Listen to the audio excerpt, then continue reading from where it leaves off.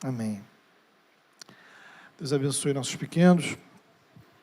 Vamos estar aqui abrindo a palavra de Deus na carta aos Gálatas, no capítulo 3.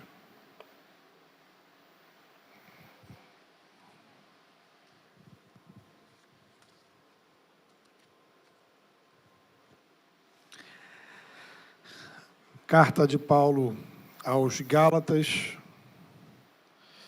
capítulo número 3. Nós vamos ler a partir do versículo de número 26.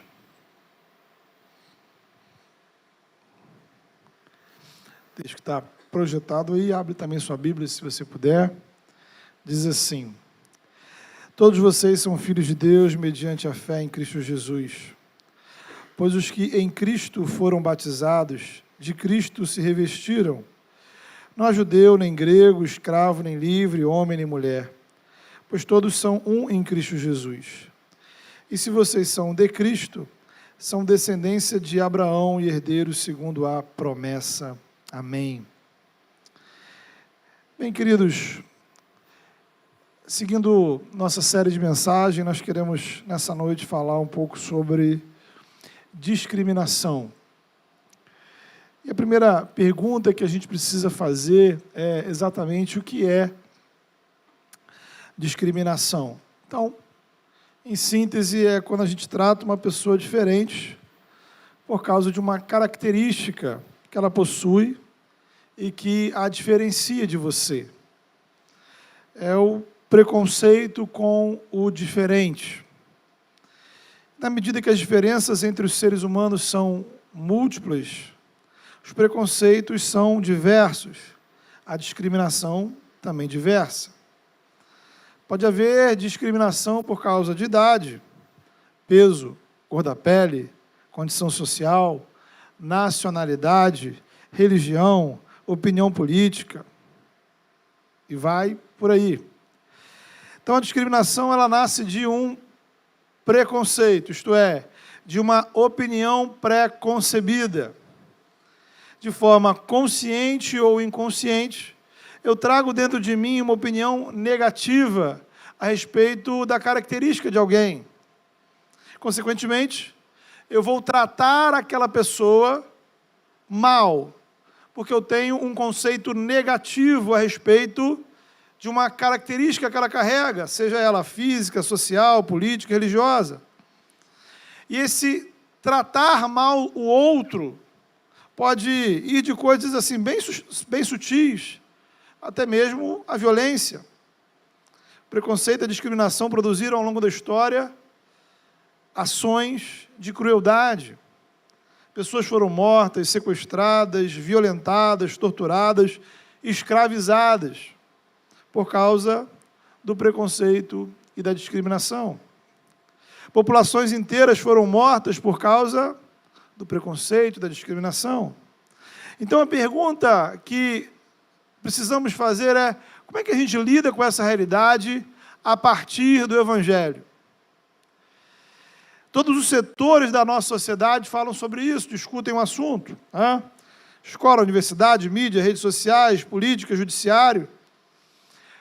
E ocorre que, normalmente, a igreja e os cristãos aparecem nessas discussões como sendo os vilões da história.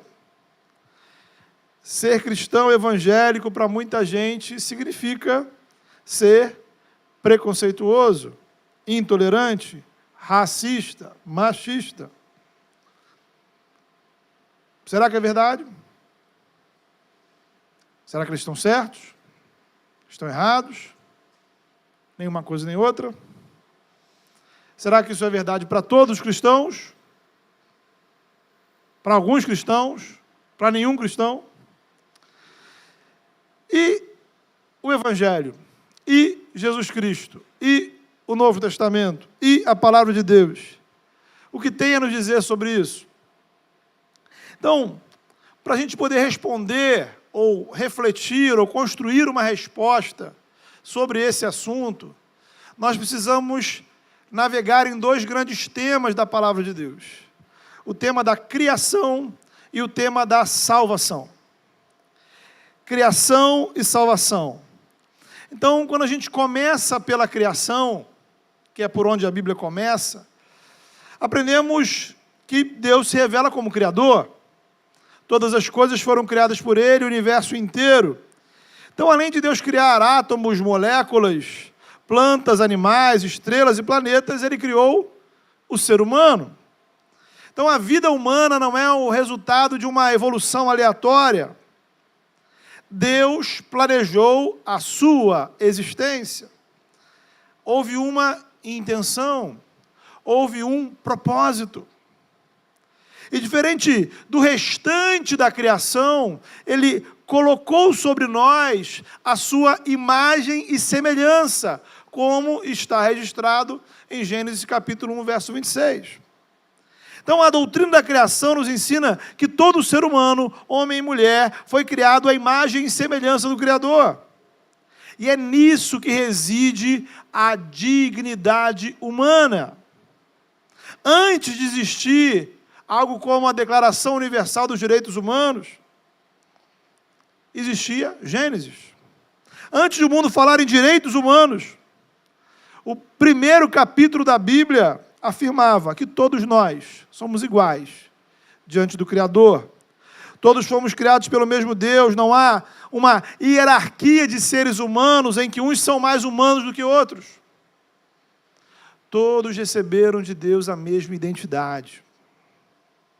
Quando eu olho para o outro humano, quem quer que ele seja, eu estou olhando para a criação de Deus. Do ponto de vista bíblico, quando olhamos para alguém, nós não estamos vendo simplesmente um animal racional ou um tipo de mamífero que evoluiu dos macacos ao longo de milhões de anos. Quando olhamos para o ser humano, o cristão precisa enxergar a imagem e semelhança do Criador. Mesmo no estado de absoluta degradação espiritual, social, emocional, a pessoa continua trazendo a imagem e semelhança do Criador. Quando olhamos para alguém, não vemos o diabo, nem o inferno. Vemos a imagem de Deus. A imagem que Deus valorizou ao ponto de o seu filho assumir exatamente esta identidade.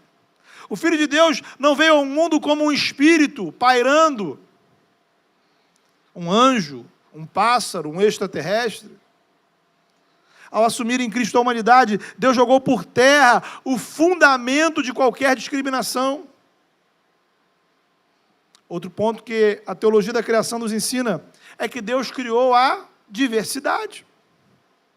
Deus não criou iguais. A diversidade da natureza reflete a criatividade do Criador. A natureza é plural. Deus nos criou diferentes uns dos outros e isso é bom. Isso revela beleza. Cabelos diferentes, olhos diferentes, cor da pele diferente, altura diferente, diferenças de temperamento, diferenças de personalidade, inúmeras diferenças. Mas todos nós temos uma única raça. Humanos. A imagem e semelhança do Criador. Diferentes povos, línguas e nações. Humanos. Imagem e semelhança do Criador. De modo que o que nos une é mais importante do que aquilo que nos separa. Isso nos leva ao tema da salvação. O ser humano usou da sua liberdade para pecar, nós nos rebelamos contra o Criador, tudo entrou em desarmonia por causa do pecado. O pecado nos afasta de Deus, nos afasta do próximo. E aí começa a violência, intolerância, discriminação. Antes do pecado, tudo em harmonia. Homem, mulher, natureza, Deus. O pecado traz o caos espiritual, social, tudo é afetado. Mas onde abundou o pecado, superabundou a graça de Deus.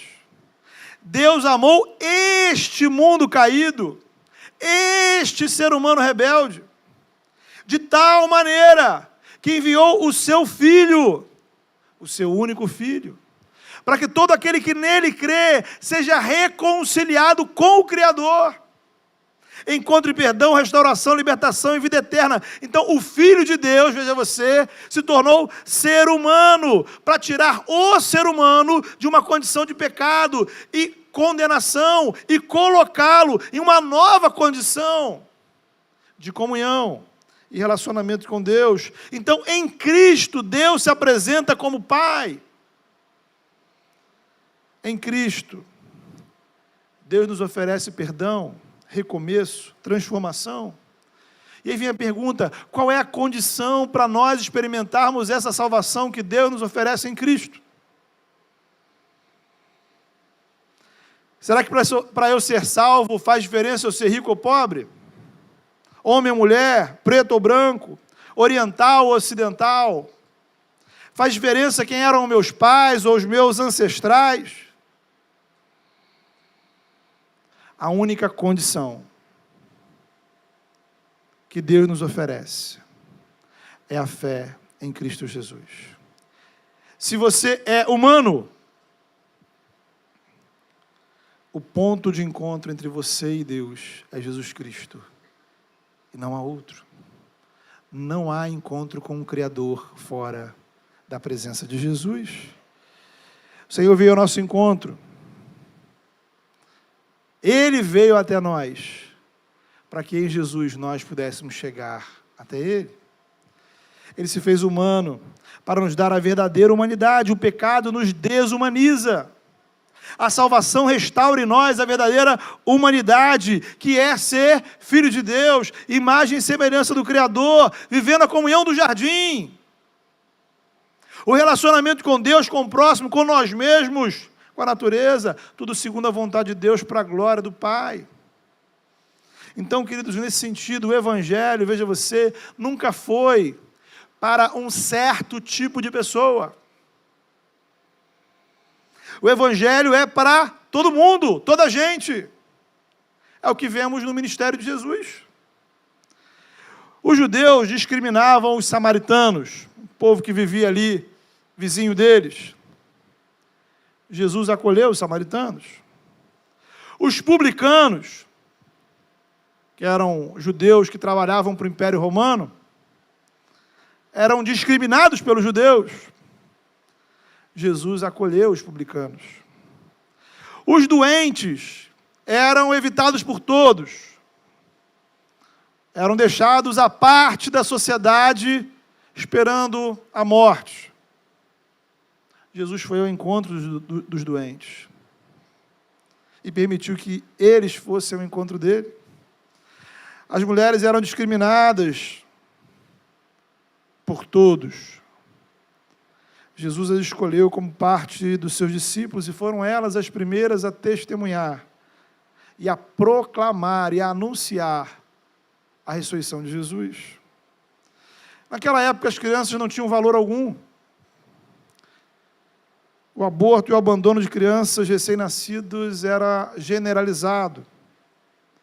Jesus disse: deixai vir a mim os pequeninos, não as embaraceis, porque delas ou a elas pertence o reino de Deus. Os pobres, naquela época, nessa época, em todas as épocas, são e foram discriminados. Jesus, ao contrário, criticou os ricos e andou com os pobres. Jesus enviou discípulos para todas as nações. Os primeiros cristãos, veja você, demoraram a entender isso. Lentamente. Muitos cristãos achavam que, porque eles eram judeus, o evangelho era apenas para os judeus. Então, quem quisesse ser cristão, precisava ser também judeu. Eles, vejam, acreditaram em Jesus, mas não mudaram a sua mentalidade. Continuavam olhando a vida de forma preconceituosa. Ora, judeus são melhores que não judeus? Jesus pode salvar? mas você precisa ser judeu. E era uma coisa que todo mundo pensava na época. Os romanos se achavam melhores do que os outros povos. Os gregos chamavam os outros de bárbaros. Mas aos poucos o evangelho foi mudando mentalidades. E aí chegamos nesse texto, onde Paulo vai dizer: no povo de Deus não há mais judeu nem gentio, homem ou mulher, grego ou bárbaro. O cristianismo então se torna um movimento que não tinha a ver com um povo, uma língua, uma nação. O evangelho é para todos. Os cristãos furaram a sua própria bolha étnica, racial e social. Isso fica muito claro quando o livro de Atos narra, por exemplo, o nascimento da igreja em Antioquia, uma cidade na Síria. A primeira igreja que a gente vê organizada fora de Jerusalém. E ali chegaram os judeus. E na cabeça dos judeus era: vamos evangelizar outros judeus. Vamos falar para os judeus que o nosso Messias chegou. Então, pela primeira vez em Antioquia aconteceu algo que hoje nós fazemos com facilidade. Pessoas falaram de Jesus para pessoas de outros povos. Começaram a evangelizar seus vizinhos, sem se importar com a nacionalidade deles. Então a igreja se torna um espaço de acolhimento, de convívio, de pessoas diferentes. Há lugar no evangelho para toda e qualquer pessoa que reconheça Deus como Criador e Jesus como seu único e suficiente Salvador. Gente que deseja viver a sua vida através do poder e da ação do Espírito Santo. A condição da salvação não tem a ver com a cor da pele, sexo, nacionalidade ou condição social. Veja, existe uma condição para a salvação. E é uma condição idêntica para as pessoas de todos os continentes, de todas as classes sociais. Essa condição é a fé em Jesus Cristo. Agora, veja, quando a gente fala de salvação, a gente fala também de pecado. Então, pecado não é um problema meramente religioso ou espiritual, alguma coisa assim da alma. O pecado, ele produz consequências generalizadas. O pecado atinge os relacionamentos, o pecado atinge as culturas, o pecado atinge o nosso corpo, nossa mente, nossa biologia, o pecado atingiu a sociedade, a economia, a política, o pecado tem dimensões psicológicas, biológicas, sociológicas, históricas. O mundo é diferente por causa do pecado. O mundo é pior por causa do pecado. Existe discriminação porque existe pecado, e a discriminação ela é pecaminosa duas vezes. É pecado porque olhamos o outro de forma negativa. Mas a raiz da discriminação é eu me sentir superior ao outro por ser diferente dele. É por isso, irmãos, que o evangelho ele é mais poderoso do que qualquer ideologia ou política para enfrentar a discriminação, porque o evangelho vai à raiz do problema. Veja você, os gregos, conforme os filósofos Sócrates e Platão, eles agradeciam diariamente ao destino por não terem nascido nem mulher e por não terem nascido em outro povo. Os judeus, por sua vez, agradeciam a mesma coisa, orando a Deus. O evangelho não tem nada disso. O evangelho, ou no evangelho, não há lugar para orgulho racial, social, étnico, nacional ou sexual.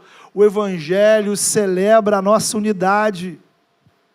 O fato é que em Cristo os diferentes se tornam um.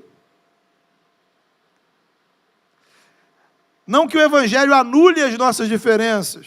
Como falamos, a diversidade foi criada pelo próprio Deus. A questão é que o evangelho nos mostra que o que nos une é mais importante do que o que nos diferencia. O Evangelho nos traz uma nova identidade. Somos criação de um mesmo Deus, salvos por um mesmo Jesus, recebemos o mesmo Espírito, fazemos parte de um mesmo povo de Deus, vamos habitar juntos no mesmo paraíso, de modo que não há no Novo Testamento espaço para orgulho da minha salvação, por exemplo. E se o que nos une em Cristo, ou melhor, se o que nos une é Cristo, faz bem a gente observar um detalhe. O Filho de Deus se encarnou num ser humano específico. Não tem um Jesus branco, um preto, um indígena, um oriental, um Jesus gordo, um Jesus magro, um Jesus rico, um Jesus pobre, um Jesus homem, um Jesus mulher. É um único Jesus. Um só. Para todos. Uma salvação para todos. Um céu para todos. E o cristianismo, queridos, nos coloca em uma condição onde a gente não tem base para dizer que somos melhores do que outras religiões, veja você. Nós não ostentamos, ou não deveríamos ostentar, qualquer tipo de orgulho por ser, por exemplo, evangélico. Porque o que temos, não fomos nós que conquistamos. Você não é melhor do que ninguém por estar aqui dentro. Ninguém que está lá fora é pior do que a gente. Se você está aqui, é graça de Deus. Você está aqui, não foi você que fez por onde estar aqui. É o Espírito Santo que agiu na sua vida. Então, antes do Evangelho mudar a maneira de eu olhar o outro, o Evangelho muda a forma como eu olho para mim mesmo. Eu não sou superior aos outros, mas também não sou inferior. Minha aparência física, condição financeira, o lugar em que eu nasci, não fazem de mim nem melhor nem pior. Somos imagem de Deus, e esse é o nosso valor. E, mais uma vez, o Evangelho mostra nisso a sua superioridade. Porque nessa sociedade que condena a discriminação, supostamente, é o que aparece no discurso, a própria sociedade enaltece determinados padrões. Então, o Evangelho não valoriza um padrão em detrimento ao outro. O Evangelho nos mostra que só tem um padrão, o padrão do Criador, o padrão revelado pela graça de Deus, o padrão que a gente encontra em Jesus Cristo. O Evangelho é poderoso para transformar relacionamentos. O Evangelho é poderoso para que discriminados perdoem aqueles que os discriminaram. O Evangelho é poderoso para fazer os que hoje discriminam olhar com amor, compaixão e misericórdia aqueles que foram discriminados por Ele. O Evangelho é poderoso para reconciliar os que hoje se odeiam.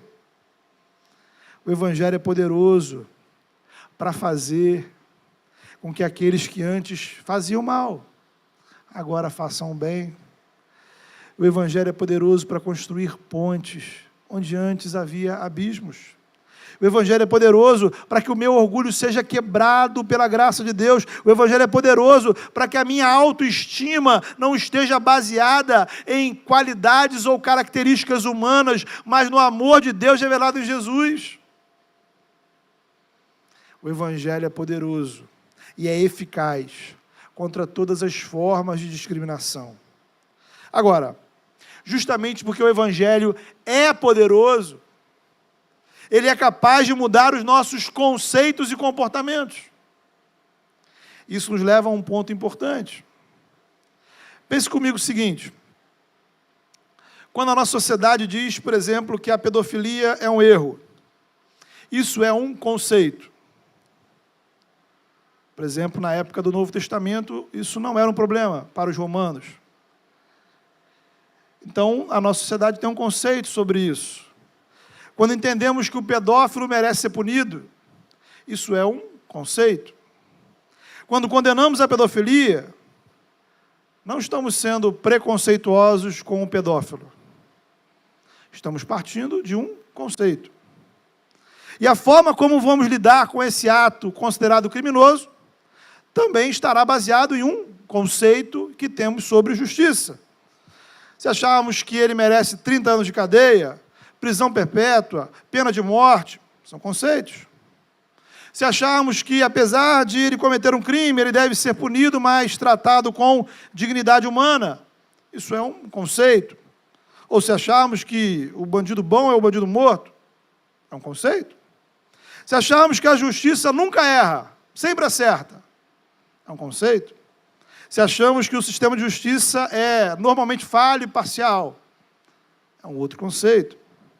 Então, a nossa sociedade, como qualquer outra, ao longo da história, está estruturada sobre conceitos que são mutáveis, que não são permanentes. Veja, o que hoje é crime, anteontem não era. E o que há 50 anos era proibido, hoje é permitido e incentivado. Então a sociedade muda, os conceitos mudam, as leis mudam, os conceitos de certo e errado mudam. Mas não para nós. Não para nós. Pelo menos não deveria mudar. Porque o nosso certo e errado está baseado no Evangelho, na Escritura. Então, enquanto cristãos, o nosso compromisso não é com os conceitos da sociedade, mas com os do Evangelho, e não devemos negociá-los, ainda que o mundo esteja disposto a trocar os deles. De modo que, nesse sentido, o Evangelho nos coloca diante de uma situação ou de uma percepção crítica, de uma avaliação crítica da sociedade. Toda cultura, ela vai possuir aspectos que estão mais próximos do Evangelho e aspectos que estão mais distantes do Evangelho. Toda cultura humana, ela vai trazer, ao mesmo tempo, simultaneamente, as marcas do pecado, da ação maligna e os sinais da graça de Deus. Então, diante da cultura, eu preciso avaliar para separar o que é bom, o que é ruim e o que eu preciso ressignificar. Porque o Evangelho me colocou em uma outra cultura, que é a cultura do reino de Deus.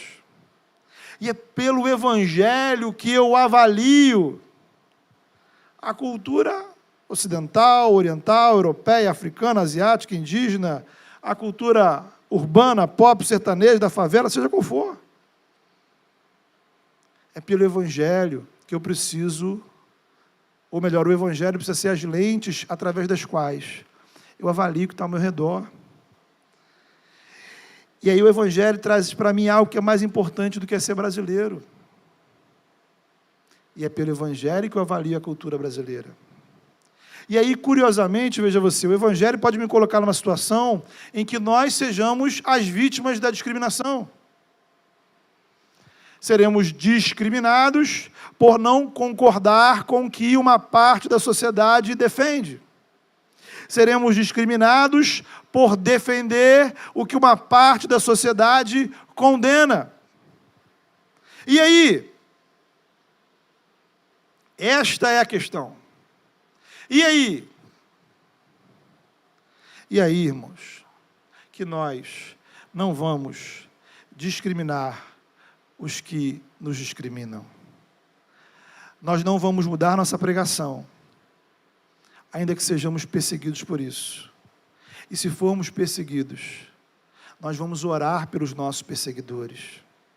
É isso que aprendemos no Novo Testamento. É isso que nós precisamos trazer no nosso coração. Nós não buscamos aceitação social, não buscamos likes, curtidas ou visualizações. Buscamos ser fiéis ao Senhor. Os primeiros cristãos não foram aceitos nem pelos judeus, nem pelos gregos, nem pelos romanos. foram altamente discriminados, foram vítimas de perseguição religiosa. Agora a questão é, como é que eles lidaram com isso? Primeiro, pregaram o evangelho, não se esconderam, não se calaram. Não deixaram de pregar porque isso soaria estranho ou errado para alguns. Como Pedro e João responderam às autoridades. Não podemos nos calar diante das coisas que vimos e ouvimos. Eles não mudaram o evangelho para serem aceitos. Apenas pregaram, foram obedientes e aceitaram as consequências. Agora, em segundo lugar, isso é fundamental, eles oravam pelos seus adversários. Eles demonstraram caridade e misericórdia aos seus inimigos. Estevão foi apedrejado, intercedeu por aqueles que o apedrejavam. A igreja orou pedindo fé e coragem para testemunhar. A igreja nunca orou pedindo vingança. Paulo não deixou o carcereiro se matar. Pregou o evangelho para ele, e foi à sua casa, e batizou a sua família. Por isso o evangelho, queridos, é loucura para o mundo. E, na verdade, é loucura para muitos crentes. Porque para aqueles que nos odeiam, para aqueles que falam mal da gente, para aqueles que possam tentar nos prejudicar como pessoas ou como igrejas, o que nós temos para eles? O que nós temos para dar? Não são pedras, não são piadas, não são brigas. O que temos é amor, é oração, é graça. E talvez esteja nos faltando isso. Essa é uma questão que a gente precisa trabalhar no nosso coração, redimensionar nossa mentalidade. Você precisa aprender a orar por alguém que te fez mal. Intencionalmente orar por alguém que te prejudicou. Intencionalmente orar para que Deus abençoe e mude o coração daqueles que te fizeram mal. Será que você tem condições de fazer essa oração? Será que se tiver condições, você já orou para que você possa abençoar essa pessoa? É assim que cristãos e igrejas fundamentadas no Evangelho enfrentam o mal. Nós não vencemos o mal com o mal, nós vencemos o mal com o bem. Na esperança que haverá um dia em que toda discriminação terminará. Porque não haverá mais pecado, Cristo será tudo em nós. Então, queridos, é muito difícil nós lidarmos com o mal que o outro nos faz. E é difícil a gente perceber que talvez nós estejamos sendo, para alguns, agentes do mal. Então, eu queria convidar você a orar nessa hora e a colocar diante de Deus algumas questões que são assim muito importantes. Em primeiro lugar, presente para Deus o seu orgulho. Seja honesto. Você é uma pessoa orgulhosa. Nós somos pessoas orgulhosas. Seja honesto. Você tem dificuldade de lidar com certas pessoas. Seja honesto diante de Deus. Muitas e muitas vezes, você trata mal pessoas que são a imagem e semelhança do Senhor. E isso é pecado. E isso é pecado. E com isso nós estamos dando um mau testemunho do Evangelho. Não estamos honrando o Senhor. Não se trata do que o outro merece. Porque tanto ele como você merecem o inferno. Se trata do que Deus merece que a gente faça. Deus merece que eu trate o outro. Não conforme o que eu acho dele, mas conforme o Evangelho me ensina. Pense nas pessoas que talvez fizeram mal. Será que você está disposta a abençoá-las? Será que você está disposto a semear o bem? É difícil, é impossível. Para você é, para Jesus não. Por isso que isso precisa ser motivo de oração. E se, presta bem atenção nisso, e se você não consegue nem sequer orar por isso, é porque nessa luta, o pecado está vencendo o seu coração. Se você não consegue nem colocar diante de Deus os seus problemas, as suas fraquezas, é porque você já escolheu um lado da história. E esse lado que você escolheu não é o melhor. É o lado que naquele dia é o lado que será derrotado por Jesus Cristo. Fale com Deus. Tenha coragem de apresentar o seu coração ao Senhor.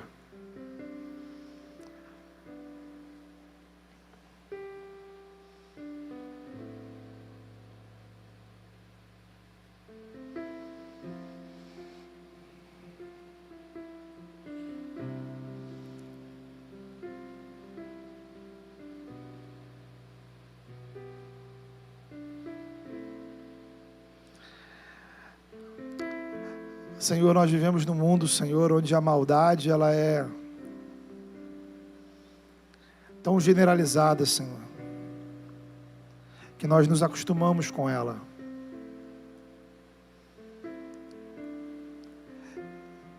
Quantas vezes, ó Pai, nós normalizamos, achamos comum, afinal é o que todos fazem. Senhor, em nome de Jesus, nos ajuda, Senhor. Restaura em nós o temor do Senhor, para que possamos nos envergonhar dos nossos pecados, para que possamos, ó Pai, através do Evangelho, reconhecer as maldades que praticamos, as maldades, ó Pai, que sentimos, os conceitos, ó Pai, maliciosos e pecaminosos, ó Pai, que dominam a nossa mente. Senhor, há tanta coisa dentro da gente, ó Pai, que precisa ser mudada, Senhor. Em nome de Jesus. Lava o nosso coração. Incomoda-nos, ó Pai, das sujeiras, ó Pai, que carregamos. E que possamos sair daqui, Senhor, desejosos, comprometidos, a viver algo novo na sua presença, Senhor. Ajuda-nos, ó Pai, a sermos instrumentos, ó Pai, da Tua graça, do Teu amor, da Tua caridade, da misericórdia. Que aqueles que estiverem, Senhor, no nosso caminho, sejam eles quem forem,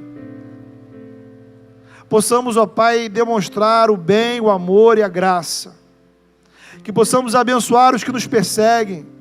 Que possamos, ó Pai, abençoar, ó Pai, aqueles que nos prejudicam ou tentam nos prejudicar. Que possamos enfrentar o mal, ó Pai, com o bem. Converte o nosso coração, Senhor. Liberta-nos, ó Pai, do ódio. Liberta-nos, ó Pai, de sentimentos, ó Pai, que são totalmente, 100% pecaminosos. Que não dizem respeito ao céu, mas ao inferno.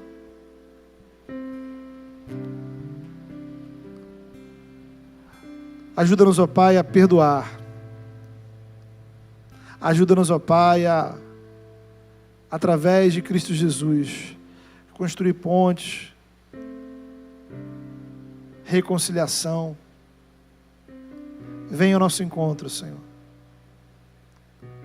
Permita, Senhor, que a igreja seja espaço, Senhor, para que aqueles, ó Pai, que sofrem, Senhor, nesta sociedade tão complicada, que possam encontrar na Tua casa, Senhor, acolhimento.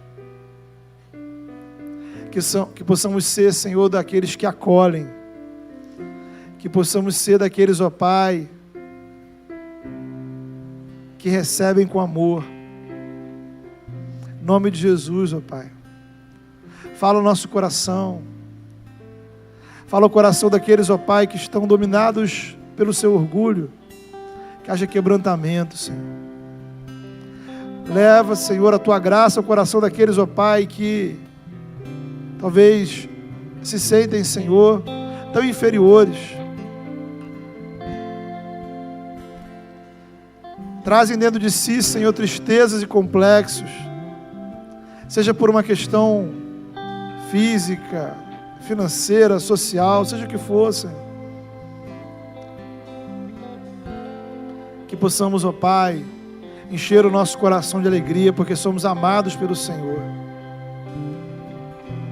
E que o Teu amor, ó Pai, possa nos definir. E que o Teu amor em nós seja maior do que as dores da nossa história, Senhor. E que o Teu amor, ó Pai, possa se entranhar, ó Pai, na nossa alma, na nossa mente, a ponto, Senhor, de demonstrarmos amor para todos que estão ao nosso redor. Ó Deus, em nome de Jesus, leva-nos, ó Pai, a uma nova realidade de vida. Em nome de Jesus Cristo, no poder do Espírito Santo. Amém.